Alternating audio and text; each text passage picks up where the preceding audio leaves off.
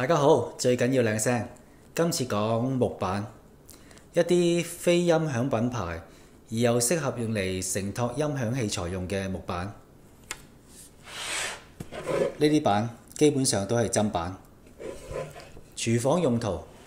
但係如果我哋識得揀得啱嘅，用嚟成機，聲音表現依然會相當好。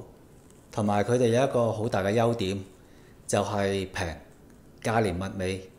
最啱我呢個知慳識儉嘅發燒友。由於冇得聽聲收貨，所以揀呢啲木板嘅時候，我有4個基本嘅原則。第一，如果兩塊板係差唔多大細嘅，厚度一樣嘅，我會揀塊聚手啲、密度高啲，因為呢啲板個低音會實淨啲，啱我口味多啲。第二樣係色澤，如果有幾塊板同牌子嘅，好似呢塊板咁啊，色澤有深有淺。如果有一塊板係深色部分較為多，淺色部分較為少嘅，我會揀嗰塊，因為深色部分較為多，音色都會濃郁啲，啱我口味多啲。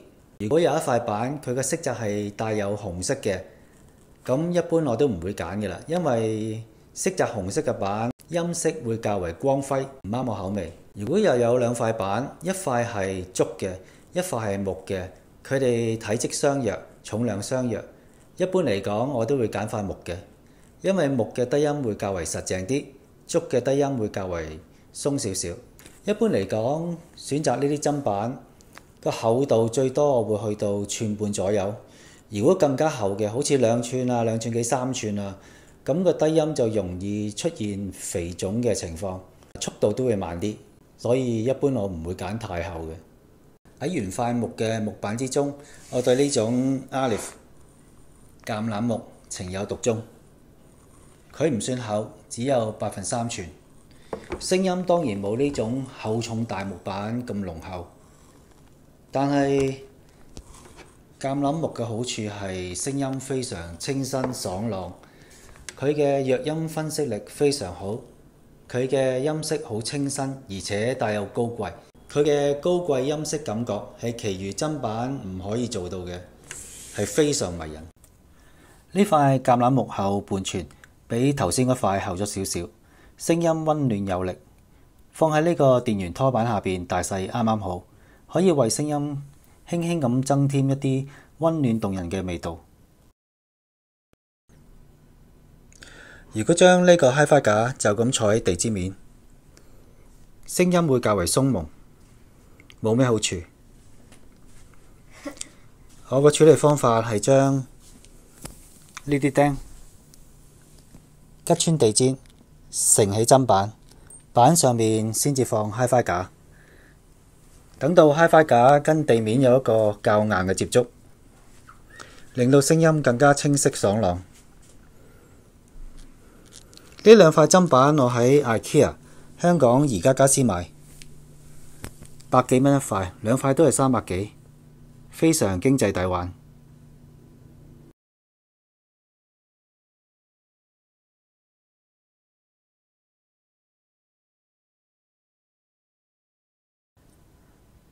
砧板中嘅極品有呢款 Epicurean Big Box Series。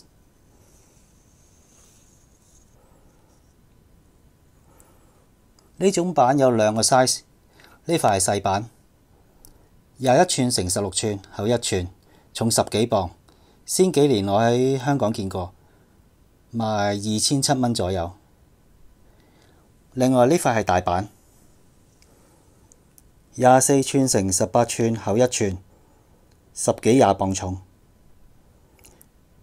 呢種板嘅聲音相當鏗鏘明快，乾淨利落。佢嘅彈跳力非常好，分析力非常高。佢個木味清亮，並非走濃郁嘅路線。呢塊板嘅結構令我想起 Venture， 又令我想起 Andante Largo。呢塊板嘅聲音實在好吸引，令到我買完一塊又一塊。我而家總共用咗4塊細板，3塊大板。板底有4粒膠腳。我之前都講過，我較為喜歡較硬嘅接觸，所以我而家喺下邊用咗4粒木釘承起佢。雖然 Epicurean 嘅聲音清晰結實硬朗，但係如果就咁坐喺地氈面，聲音依然會大打折扣。所以我用咗呢隻釘，吉穿個地氈，放塊板上去，聲音就好好多啦。喺呢邊玩得仲經濟，我甚至用呢啲普通釘吉穿個地氈，效果一樣理想。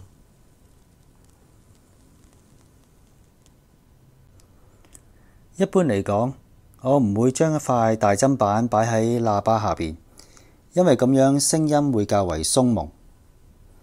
但係 Epicurean 呢款砧板係一個異數。而家嘅擺法係板上面放木釘，下面用上呢款金屬釘吉穿地氈擺放。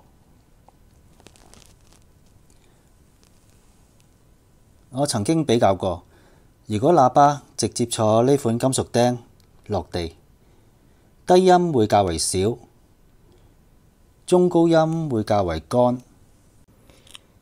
而家呢種擺法，即係用咗木板加埋木釘，音色會較為溫暖，低音較為悠長，整體嘅平衡度比起淨坐金屬釘更加好。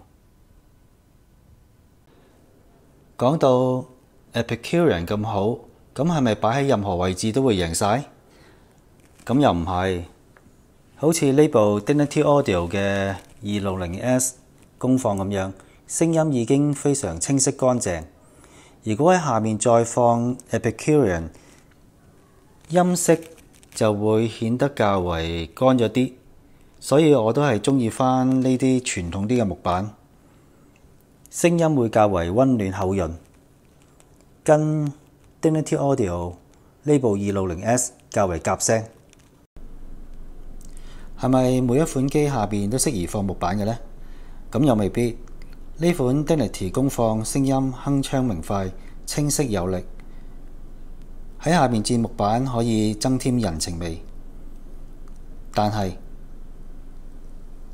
左右呢兩件 SideMaster 嘅單聲道功放，聲音已經相當濃郁好味。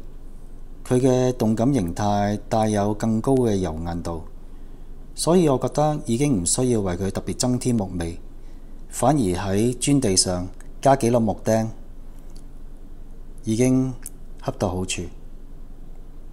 好，今次到此為止，我哋下次講下釘腳嘅應用啦。好，下次見。